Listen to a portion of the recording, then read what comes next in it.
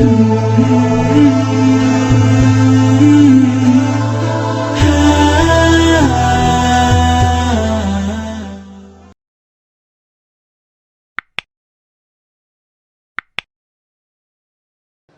بالله من الشيطان الرجيم وقلنا من بعده لبني إسرائيل اسكنوا الأرض فإذا جاء وعد الآخرة جئنا بكم لفيفا صدق الله العظيم. Bapak Ibu jamaah sekalian dimuliakan Allah Subhanahu wa taala. Sebenarnya salah satu yang membuat saya bergembira Suratul Isra. Suratul Isra mulai dari ayat 1 sampai ayat 7, 8 dan juga di ujung Suratul Isra mulai dari ayat 100, 101, 102 sampai terakhir 111. Saya mohon jamaah sekalian mempelajari, mendalami dua surah yang tertanam di dalamnya banyak berita gembira.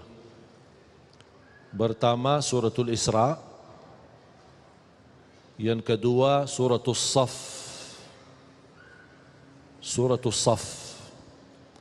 Karena juga di Suratul Saf Allah menceritakan A'udzu billahi minasyaitonir rajim yuriduna liyutfi'u nurallahi biafwahihim wallahu mutimmu nurihi walau karihal kafirun huwa alladhi arsala rasulahu bil huda wa dinil haqqi liyudhhirahu 'ala ad-din kullih walau karihal musyrikun. Allah Subhanahu wa taala memberikan jaminan seberapapun upaya mulut mereka, perjuangan mereka, kekuatan mereka untuk memadamkan cahaya Islam pasti akan gagal. Dan Allah menyempurnakan cahaya Islam di muka bumi walaupun orang kafir membencinya. Jadi cerita di dalam Suratul Saf dan Suratul Isra, proses terwujud janji Allah memang keadaan yang terjadi di Palestina harus seperti itu. Karena Rasulullah sallallahu alaihi wasallam bersabda di hadis yang diriwayatkan Imam Ahmad dalam musnadnya, "La taqumus sa'ah hatta taqtatila al-yahud wal muslimun." Tidak akan terjadi hari kiamat sampai terjadi perang besar antara umat Islam dan Yahudi. Di mana tempat perang? Di situ, di Palestina. Bahkan sebagian ulama berkata Ardul Mahsyar Palestina, tempat nanti dibangkit oleh Allah seluruh manusia, berkumpul di satu tempat untuk dihisab hari kiamat. Itulah tanah suci Palestina, disebut Ardul Mahsyar. Makanya Palestina memiliki keistimewaan yang sangat besar. Nabi Isa alaihi salam akan turun ketika juga datang Al-Imamul Mahdi bersama Nabi Isa ke Palestina, dan Nabi Isa justru mendorong Imam Mahdi untuk menimami umat Islam di saat itu. Karena Al-Imamul Mahdi adalah keturunan Nabi Muhammad SAW, bernama Muhammad ibnu Abdillah, sama dengan nama Nabi kita Nabi Muhammad ibnu Abdillah sallallahu alaihi wasallam. Berarti kalau akan terjadi perang besar, sampai kata Rasulullah SAW, hatta yakhtabi al-Yahudi, sampai orang Yahudi menyembunyikan dirinya, lari dari lapangan tamburan, takut menghadapi umat Islam, takut. Dia sembunyi di belakang pohon-pohon dan batu Allah berintahkan pohon dan batu untuk berbicara. Pohon dan batu nanti di negeri Palestina akan berkata, hei orang Islam, hei orang Muslim, ke sini, kemari, ada di belakangku orang Yahudi lagi sembunyi. Kata Rasulullah SAW, kecuali satu pohon bernama Al-Gharqad. Mengapa tidak bisa bicara pohon itu? Kata Rasulullah SAW, فَإِنَّهُ مِنْ شَجَرِ يَهُودِ, karena pohon itu adalah dari Yahud, yang ditanam oleh Yahudi.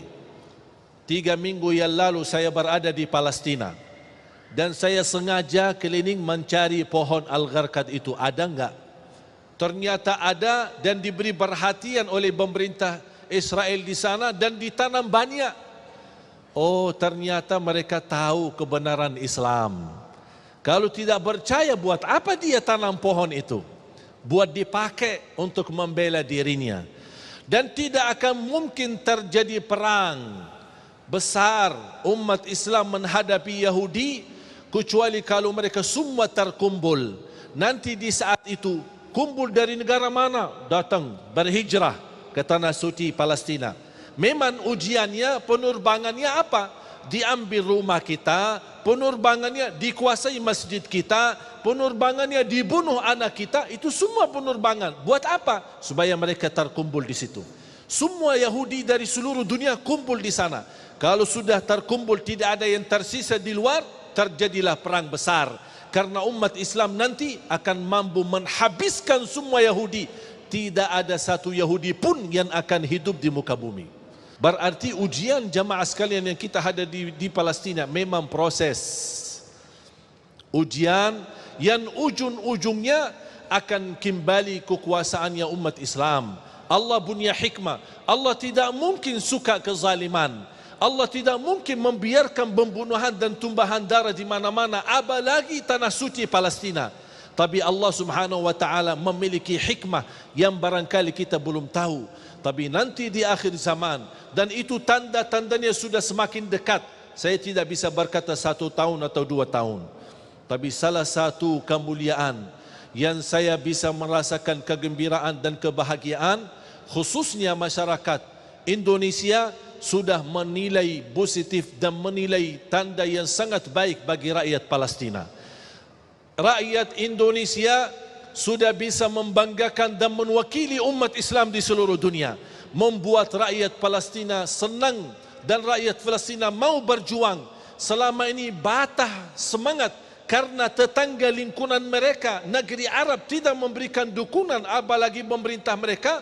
Tapi ternyata rakyat Indonesia mewakili umat Islam sedunia untuk memberikan perhatian dan perjuangan, membuat rakyat Palestina berterima kasih banyak kepada rakyat Indonesia. Dan ini menurut saya kemenangan yang sangat luar biasa yang kita dapatkan, yang tidak dirasakan oleh orang lain.